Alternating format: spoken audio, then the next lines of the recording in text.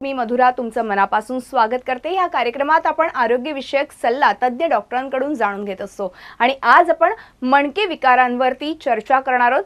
मणके विकार आणि अत्याधुनिक शस्त्रक्रिया या विषयावर आपल्याला अधिक मार्गदर्शन करणार आहेत या विषयातले तज्ञ डॉक्टर पल्लव भाटिया।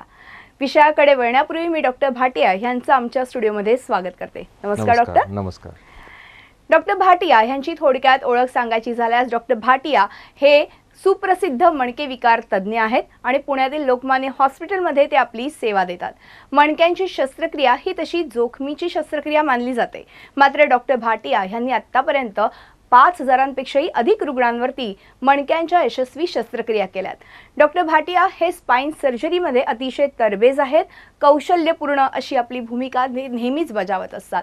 स्पाइन ह्या विषयाचा त्यांनी सखोल अभ्यास US आणि जर्मनीमधून केलाय आणि आवड असल्यामुळे त्यांचा ह्या विषयामध्ये हातखंडा आहे। पुणे इथे पिंपरी चिंचवड, निगडी, सेनापती बापट रोड या ठिकाणी तर ते आपली सेवा देतातच, पण त्याचबरोबर डॉक्टर भाटिया हे मुंबई, औरंगाबाद, जळगाव, अहमदनगर, सातारा, कराड, संगमनेर, नाशिक, सोलापूर, बारामती, आळेफाटा, राजगुरुनगर, बुलढाणा या ठिकाणी देखील OPD देतात। चला तर आज आपण लगेचच चर्चेला सुरुवात करूया। मणके विकार आणि अत्याधुनिक उपचार पद्धतींविषयी जाणून घेऊया डॉक्टरांकडून लगेचच। डॉक्टर पुन्हा एकदा स्वागत आहे आणि आज आपण अतिशय महत्त्वाच्या विषयावरती चर्चा करणार आहोत, कारण आजची आपली लाईफस्टाईल बघितली तर अतिशय बसून आपण फक्त काम करत असतो आणि आपल्या आरोग्याकडे दुर्लक्ष करतो आणि ह्यामुळे कुठेतरी मणके विकार जे आहेत ते वाढताना दिसत आहेत। अशा या परिस्थितीमध्ये सगळ्यात पहिला प्रश्न मला तुम्हाला हाच विचारायचा आहे की मणक्यांची नेमकी रचना कशी असते त्याबद्दल काय सांगाल? बरोबर आहे। सो मणक्यांची रचनेसाठी मी एक मॉडेल घेऊन आलोय, मी तुम्हाला दाखवतो। हे आपला मणका आहे, फार मोठा दिसतोय, पण हे जनरली S शेपचा दिसत असतो। बरोबर, ह्याच्यामध्ये 4 भाग असतात। हा मानेचा भाग आहे, हा पाठीचा भाग आहे, हा कमरेचा भाग आहे आणि हा शेवटचा माकड हाड आहे। बरोबर। तर ह्याच्यामध्ये हा जे छोटे छोटे दिसतायत हे आपले कणा असतात, वर्टिब्रा असतात आणि 2 वर्टिब्राची मधली हा जी दिसते ही आपली गादी किंवा आपण चक्ती म्हणतो ती असते। तर मानेमध्ये 7 मणके असतात, पाठीमध्ये 12 असतात, कमरेमध्ये 5 असतात आणि खालच्या माकड हाडांमध्ये आणखी 5 असतात। बरं। तर ह्याच्यामध्ये आता जे मधली हा जे दिसते ही आपली मज्जारज्जू आहे। बरं। ही जी दिसते ही मज्जारज्जू आहे। मज्जारज्जूच्या प्रत्येक लेवलवरती हे असे रूटलेट्स निघतात, साइडनी असे निघतात। आता मानेचे जे रूटलेट्स आहे ते हातापर्यंत त्याची सप्लाय असते, पाठीचे जे आहे त्याची छातीपर्यंत असते, कमरेचे जे आहेत त्याच्या पायापर्यंत सप्लाय असते। आता हे फार इम्पॉर्टंट स्ट्रक्चर आहे आपल्या स्पायनल ह्याच्यामध्ये।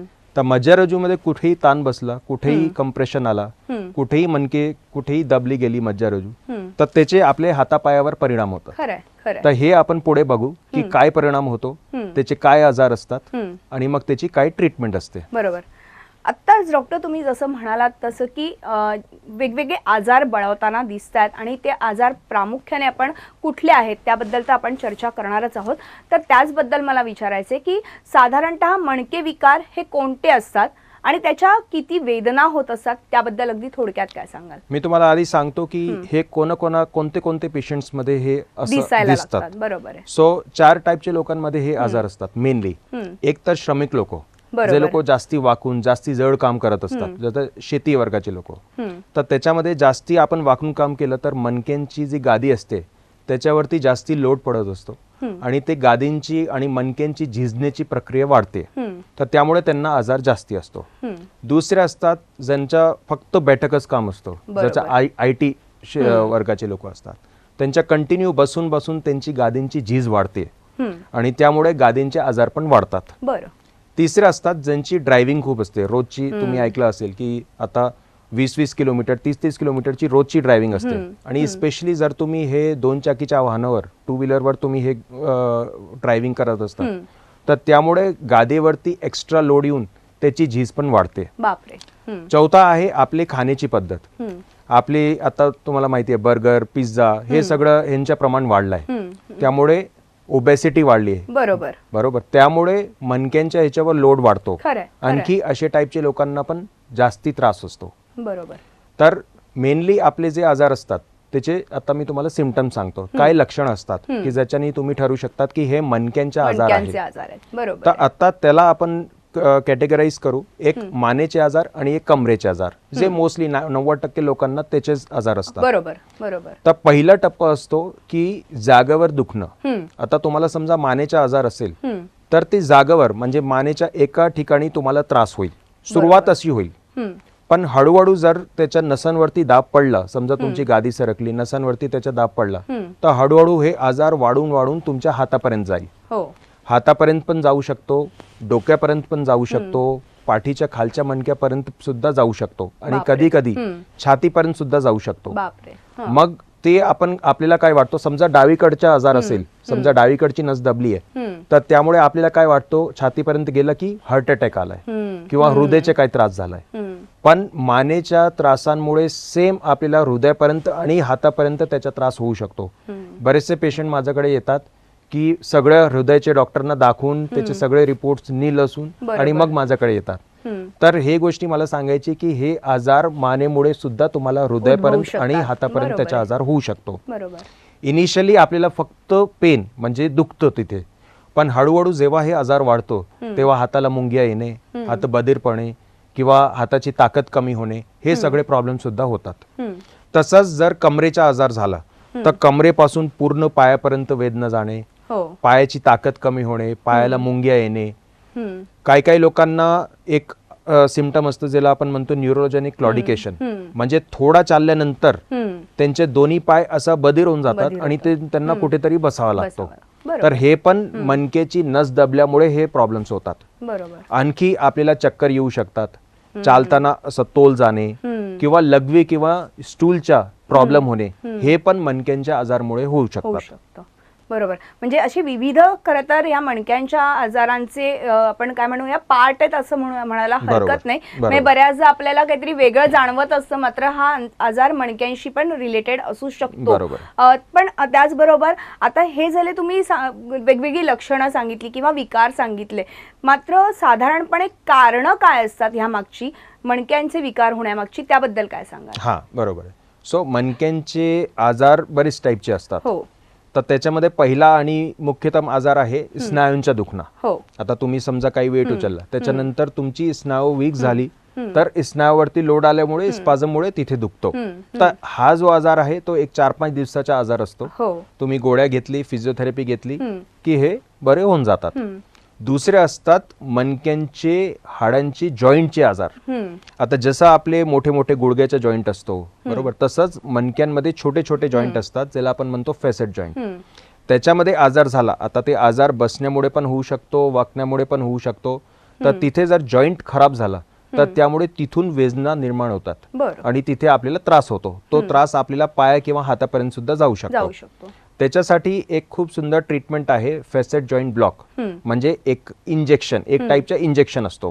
हे असा साधा इंजेक्शन नसतो, हे आपण एका मशीन मध्ये बघून एक्झॅक्टली तो जॉईंटला आपण आयसोलेट करून तिथे इंजेक्शन दिलं की तिथून निर्माण झाले सगळे जे आजार असतात, पेन असतो, ते मुंग्या असतात, ते सगळं कमी होऊन जातात. तिसऱ्या टाईपच्या आणि मेन आजार जे खूप लोकांमध्ये पाहिलं जातं ते आहे गादीच्या किंवा कमरेची किंवा मानेचे गादीचे आजार. बरोबर, ती गादी बाहेर आली किंवा डिस्क प्रोलॅप्स आपण ज्याला म्हणतो, त्याच्यामुळे जर नस दाबली गेली की त्याच्यामुळे हे आजार असतात. तर मी तुम्हाला एक ह्याच्यामध्ये व्हिडिओ फोटो दाखवतो त्याच्या, कारण हे आजार बरेच कॉमन झालेले आहेत, तर त्यामुळे मी ह्याला डिवाइड केलेला आहे. ह्याचे 4 टप्पे असतात. तर पहिल्या टप्प्यामध्ये गादी बाहेर आली त्यामुळे 25% नस दाबली जाते. दुसऱ्या टप्प्यामध्ये 50% पर्यंत नस दाबली जाते. तिसऱ्या ह्याच्यामध्ये ज्याला आपण म्हणतो एक्सट्रुजन, त्यामध्ये 75% नसांवरती दाब पडत असतो. आणि चौथ्या आणि शेवटच्या टप्प्यात ज्याला आपण म्हणतो सिक्वेस्ट्रेशन, त्याच्यामध्ये कम्प्लीट कॅनल ब्लॉकेज म्हणजे पूर्णपणे नस दाबली जाते. सो त्याच्यामुळे पेशंटला वेदना होतात. बरोबर. म्हणजे हे वेगवेगळी कारणं आपण बघितली. पण जेव्हा अशा प्रकारचे तुमच्याकडे पेशंट्स येतात तर साधारणपणे एकतर मुळात मणक्यांचे विकार झाल्यावरती थोडीशी भीती असते, डॉक्टरकडे जायचं की नाही, कारण की डॉक्टर डायरेक्ट आपल्याला ऑपरेशन सांगणार का, ही एक सर्वसामान्यांमध्ये भीती आहे. कारण की तर मग अशा वेळेस सुरुवातीच्या स्टेजेसमध्ये जेव्हा पेशंट तुमच्याकडे येतो तेव्हा कुठल्या प्रकारच्या आपण ट्रीटमेंट सुरू करतो आणि त्याने किती फायदा होतो त्यांचा? बरोबर आहे. सो जसं मी तुम्हाला सांगितलं, पहिल्या टप्प्यामध्ये जर पेशंट आमच्याकडे आलं तर त्यांना सर्जरीची काही गरज नसते. बरोबर. म्हणजे 90% स्पाईनचे मणक्यांचे जे पेशंट असतात ते विदाऊट सर्जरी बरी होऊ शकतात, जर ते पहिल्या टप्प्यामध्ये आपल्याकडे आले तर. ह्याची गादी जर सरकली पहिल्या टप्प्याची असेल तर मग आपण फिजिओथेरपीनी गोळ्यांनी ह्या पेशंटला टोटली नीट करू शकतो. पण तेच जर दुसऱ्या टप्प्यामध्ये जर पेशंट आमच्याकडे आलं तर त्याच्यामध्ये कधी कधी आपल्याला इंजेक्शन किंवा लेझरची एक प्रक्रिया असते, ती आपल्याला वापरली जाते त्या केसमध्ये. आणि तिसरा आणि चौथ्या टप्प्यामध्ये कधी कधी आपल्याला सर्जरीचा डिसिजन घ्यावा लागतो. बरोबर. आता तुम्ही लेझरचा उल्लेख केला, तर त्याच अनुषंगाने मला तुम्हाला प्रश्न विचारायचा आहे. मग लेझरच्या या प्रक्रियेमध्ये नेमकं कशा पद्धतीने ही ट्रीटमेंट केली जाते? म्हणजे काहीच पेशंटमध्ये आपल्याला ही लेझरची प्रक्रिया करावी लागते, काही पेशंटमध्ये फक्त फिजिओथेरपी, औषध, इंजेक्शन्सने होतं, तर त्याबद्दल. बरोबर. सो लेझरची प्रक्रिया हे फार सुंदर प्रक्रिया आहे ह्याच्या, आणि हे फक्त आपण दुसऱ्या किंवा तिसऱ्या टप्प्याचे जे पेशंट असतात ज्याच्यामध्ये 50% किंवा 75% कॅनल ब्लॉकेज असतो, त्याच्यामध्ये आपण हे प्रक्रियाच्या हे करत असतो. आता हे प्रक्रिया फार सुंदर का आहे? कारण ह्याच्यामध्ये आपल्याला पूर्ण भूल द्यायची गरज नाहीये. हा एक टाईपच्या ऑपरेशन म्हणण्याच्या पेक्षा एक टाईपच्या प्रोसिजर आहे, ज्याच्यामध्ये मी तुम्हाला जसं व्हिडिओमध्ये दाखवेल, त्याच्यामध्ये आपण एक जी आपली गादी आहे, डिस्क आहे, जी डिस्क बाहेर आली आहे, त्याच्यामध्ये आपण एक प्रोब इन्सर्ट करतो. ती जी गादी जिथे बाहेर आली आहे तिथे आपण एका मशीन मध्ये बघून तिथे प्रोब इन्सर्ट केलं जातो, आणि ते प्रोब मुळे आपण ती गादी आत ओढू शकतो. आणि त्यामुळे जे नसांवरती जो वेदना आहे किंवा नसांवरती जो कंप्रेशन आहे, तो compression over a period of time कमी होऊन जाणार, आणि त्यामुळे जो वेदना निर्माण होत आहेत तो वेदना पण कमी होईल. आता ही जी प्रोसिजर आहे, जसं मी म्हणलो एक टाईपची प्रोसिजर आहे, तर याच्यामध्ये काही ब्लड लॉस होत नाही, आणि फक्त पेशंट 2 तासानंतर चालू शकतो. अरे वा. हा, कारण ह्याच्यामध्ये आपण एनेस्थीशिया पूर्ण बॉडी एनेस्थीशिया नाही दिला जात, फक्त जिथे आहे प्रॉब्लेम तिथे जागेवर एनेस्थीशिया देऊन हे प्रोसिजर असते, त्यामुळे पेशंट लवकर चालू शकतो. म्हणजे लेझर प्रक्रियेचे हे फायदे आहेतच, आणि अर्थातच तुम्ही जसं म्हणालात तसं अगदी कमी वेळामध्ये पेशंटला बरं पण वाटू शकतं, त्याच्या ज्या वेदना आहेत त्या कमी होतात. मला दुर्बीण शस्त्रक्रियेबद्दलही जाणून घ्यायचंय मणक्यांच्या, पण आपण एक छोटासा ब्रेक घेऊया आणि ब्रेक नंतर अशी चर्चा पुढे चालू ठेवूया. खास कार्यक्रमात आपलं पुन्हा एकदा स्वागत आहे, आणि आज आपण चर्चा करतोय मणके विकार आणि अत्याधुनिक उपचार पद्धती याविषयी, आणि आपल्याला मार्गदर्शन करतायत या विषयातले तज्ञ डॉक्टर पल्लव भाटिया. आपण पुन्हा एकदा चर्चेकडे वळणार आहोत. डॉक्टर, ब्रेकवर जाण्यापूर्वी आपण लेझर उपचार पद्धतीबद्दल बोललो, मात्र मणके विकारांवर आजकाल आपण बघितलं तर अत्याधुनिक उपचार पद्धती म्हणून दुर्बीण शस्त्रक्रिया ह्याच्याकडे बघितलं जातं, आणि ही अतिशय चांगली शस्त्रक्रिया आहे. तर त्याविषयी मला जाणून घ्यायचंय, साधारणपणे कशा पद्धतीने ही केली जाते त्याबद्दल. बरोबर. सो आधीच्या मी सांगतो तुम्हाला, काही वर्षापूर्वी ह्या जे शस्त्रक्रिया होती ती ओपन टेक्निकनी करायची. म्हणजे ओपन टेक्निक म्हणजे तुम्हाला पूर्ण चिडफाड करून, सगळे हाडांची कापाकूप करून, स्नायूंची दुर्लक्ष करून त्याला, म्हणजे आपल्याला बेसिकली याच्यामध्ये काय असतो, आपली 100% जेव्हा कॅनल ब्लॉकेज आहे, नस दबलेली आहे, तेव्हा तो जो गादीचा पीस बाहेर आलेला आहे तेवढा आपल्याला काढायचा असतो. तर हे आधी करताना आपल्याला सगळं हाड कापून मग ते पीस कापायचं, असं टाईपचं हे टेक्निक असतं. पण आत्ताची जे टेक्निक आहेत, मी तुम्हाला व्हिडिओ दाखवतो त्याच्यामध्ये, तर त्याच्यामध्ये आपल्याला पूर्ण हाड काढायची गरज नाहीये. आपण एका ट्यूबनी, म्हणजे पहिल्यांदा आपण मसल्सला पण कट करत नाही, याच्यामध्ये आपण फक्त ट्यूबनी मसल्सला डायलेट करतो, म्हणजे तिथे जागा करण्यासाठी त्याला बाजूला करतो, आणि एका ट्यूबनी आणि नंतर एंडोस्कोपनी फक्त तेवढं जे हाड आहे तेवढा पोर्शन ऑफ बोन तेवढा काढला जातो, आणि त्याच्यानंतर ती जी गादीचा पीस आहे ती पीस काढला जातो. म्हणजे ह्याचे फायदे काय असतात? पहिलं की ह्याच्यामध्ये ब्लड लॉस जास्ती काही होत नाही, कारण तुम्ही तेवढंच होल करून हे करताय. बरोबर. दुसरा, तुम्हाला पेशंट तुम्ही 4-5 तासांनी लगेच चालू शकतात. बरोबर. तिसरा, पेशंटला हॉस्पिटलमध्ये जास्ती वेळ थांबायची गरज नाहीये. म्हणजे पेशंट एकदा चाललं फिरलं की आम्ही दुसऱ्या दिवशी त्याला डिस्चार्ज सुद्धा करू शकतो. हे शस्त्रक्रिया केल्यानंतर पेशंट लवकर चालू शकतो, लवकर कामावर जाऊ शकतो, त्याची ब्लडची काय गरज पडत नाही.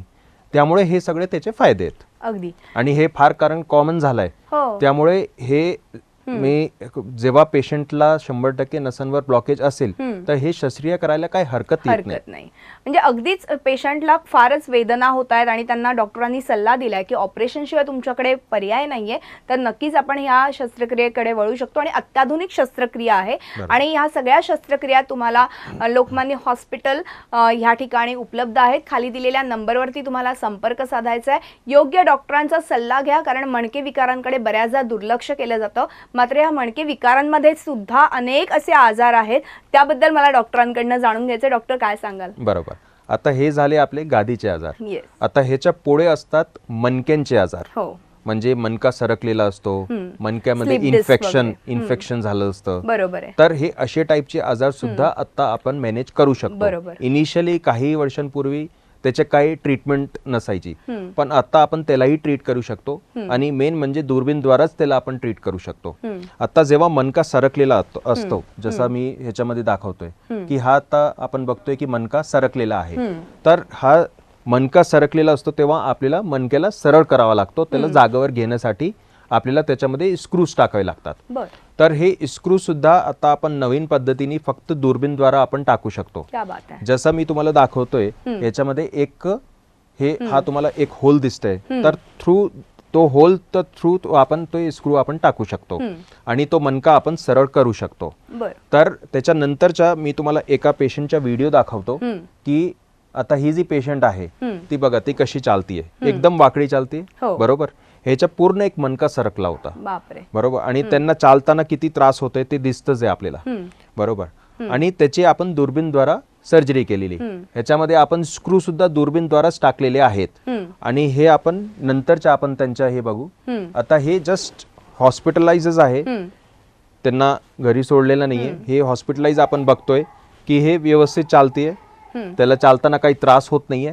तर हे लगेच दुसऱ्या दिवशीचा व्हिडिओ आहे. तर हे जर आपण दुर्बीणद्वारा शस्त्रक्रिया इव्हन स्क्रूची सुद्धा शस्त्रक्रिया जर आपण केली तर पेशंट लगेच दुसऱ्या दिवशी चालू शकतो आणि पेन फ्री, म्हणजे तिला काहीच त्रास होत नाहीये. ती आधी वाकडी होती, आता सरळ चालतीये, चालू शकतात. सो हे त्याचे फायदे असतात. अगदी.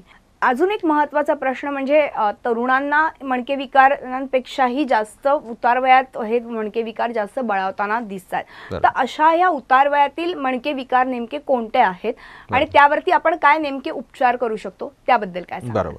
उतार वयात जनरली आपल्याला मणक्यांचे बरेच आजार असतात. त्याचे कारण आहे, कारण एकतर हाडांची झीज वाढते. बरोबर. हाडं आपले कमजोर होतात. सो पहिला आजार आहे लंबर कॅनाल स्टेनोसिस. म्हणजे त्याच्यामध्ये काय असतो, आपली जसं पुढची गादी आहे, पुढची गादी सरकलेली असते आणि मागचे हे जे लिगामेंट्स आहे तेही वाढलेले असतात आणि तिन्ही बाजूनी जी स्पायनल कॉर्ड किंवा मज्जारज्जू आहे ती दबली जाते. बरोबर. त्यामुळे पेशंटला चालताना खूप त्रास होतो, जास्ती वेळ चालू शकत नाही, जास्ती वेळ उभा राहू शकत नाही. सो त्याच्यामध्ये सुद्धा आधीची जे सर्जरी व्हायची ते पूर्ण ओपन सर्जरी व्हायची, पण आता तेच आपण दुर्बीणद्वारा करू शकतो. छोटा होलनी आपण करू शकतो. त्याचे फायदे असतात की उतार वयात जास्ती वेळ आपल्याला झोपून राहायची गरज पडत नाही. आपण दुसऱ्या दिवशी उठून चालू शकतो. बरोबर. आणि आपण पेन फ्री कितीही आपण चालू शकतो. उलट आम्ही पेशंटला सांगतो की तुम्ही जास्तीत जास्त वॉकिंग करा. ते खूप घाबरतात की आत्ताच ऑपरेशन झालंय आणि मी कसं काही चालू शकतो, पण ते लगेच हॉस्पिटलमध्ये सुद्धा आम्ही त्यांना ऑलमोस्ट अर्धा किलोमीटर, 1 किलोमीटर हॉस्पिटलच्या याच्यामध्येच आपण त्यांना चालवतो. दुसरा आजार आहे मणक्याचे फ्रॅक्चर. आता हे मणक्याचे फ्रॅक्चर उतार वयात का कॉमन असतात, कारण मणक्यांची झीज किंवा मणक्यांची ताकद, कॅल्शियम कमी असतो. बरोबर आहे. त्यामुळे मणक्यांचे फ्रॅक्चर, आणि त्याच्यासाठी आपल्याला त्या पेशंटला खूप जोरात काही फ्रॅक्चर असेल किंवा ट्रॉमा असेल त्याची काही गरज नाहीये. नॉर्मल आपण घरगुती जरी थोडंसं वाकलो त्याच्यामध्ये सुद्धा बरेचसे पेशंटला फ्रॅक्चर्स होतात, कारण तेवढे त्यांचे हाडं कमजोर असतात. आता त्याच्यासाठी पण हे खूप छान एक प्रोसिजर आहे. ऑपरेशन म्हणण्यापेक्षा आपण त्याला प्रोसिजर म्हणू शकतो. त्याच्यामध्ये आपण काय करतो, आता मणक्याला जर फ्रॅक्चर झालाय, आता दिसतंय तो मणका असा कंप्रेस झालेला आहे, तर त्याच्यामध्ये आपण एका ट्यूबनी एक फुगा फुलवतो आणि तो मणक्याची जे नॉर्मल शेप आहे ती नॉर्मल शेप करून त्याच्यामध्ये आपण सिमेंट टाकतो. आता ही जी सिमेंटची जी प्रोसिजर आहे त्याच्यामध्ये सुद्धा भूल द्यायची काही गरज नाहीये.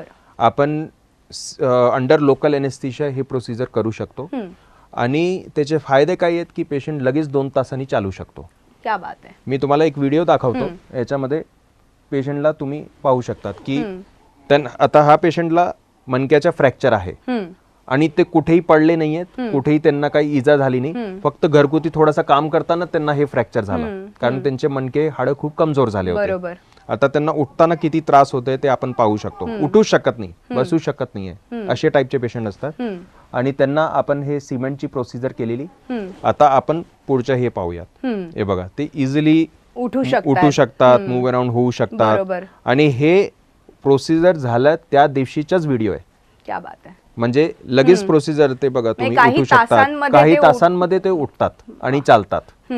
सो हे एक टाईपच्या वरदान सारखंच आहे. खरंय खरंय. आता तुम्ही वरदान म्हणून आता खरंच उल्लेख केला आणि फार महत्वाचं आहे, कारण की मणके विकार झाल्यावरती बऱ्याचदा पेशंटला असं वाटतं की आता आपल्याला काय म्हणजे ऑपरेशन सांगतील, त्याच्यानंतर आपल्याला खूप दिवस घरी राहावं लागेल, बऱ्याच गोष्टी त्यांच्या मनामध्ये येतात. मात्र आता मला वाटतं की हा कार्यक्रम बघितल्यानंतर ज्यांना मणके विकारांचा त्रास आहे, ज्यांना पाठदुखी, कंबरदुखी, छोटे मोठे जरी आजार असतील तरी सुद्धा त्यांच्याकडे ते दुर्लक्ष करणार नाहीत आणि योग्य डॉक्टरांचा ते नक्कीच सल्ला घेतील. डॉक्टर, खूप छान मार्गदर्शन तुम्ही ह्या सगळ्याच्या निमित्ताने केलं आणि फार महत्त्वाचे काही गोष्टी आहेत ज्या अत्याधुनिक उपचार पद्धती आहेत त्याबद्दलही तुम्ही खूप छान माहिती दिली, त्याबद्दल मनपूर्वक आभार. धन्यवाद. या कार्यक्रमात आज आपण इथेच थांबतोय. मात्र तुम्हालाही मणके विकार किंवा त्या संदर्भात काही अधिक माहिती हवी असेल आणि डॉक्टरांचा योग्य सल्ला घ्यायचा असेल तर नक्कीच तुम्ही खाली दिलेल्या नंबरवरती संपर्क साधा. लोकमान्य हॉस्पिटलमध्ये विविध विकारांवरती ह्या सगळ्यावरती उपचार होतातच आणि डॉक्टर स्वतः त्या ठिकाणी ओपीडी देखील घेत असतात. तुम्ही नक्कीच संपर्क साधा आणि जेणेकरून जर मणके विकार तुम्हाला सतावत असतील तर त्याच्याकडे दुर्लक्ष करू नका. ह्या कार्यक्रमात आज आपण इथेच थांबतो.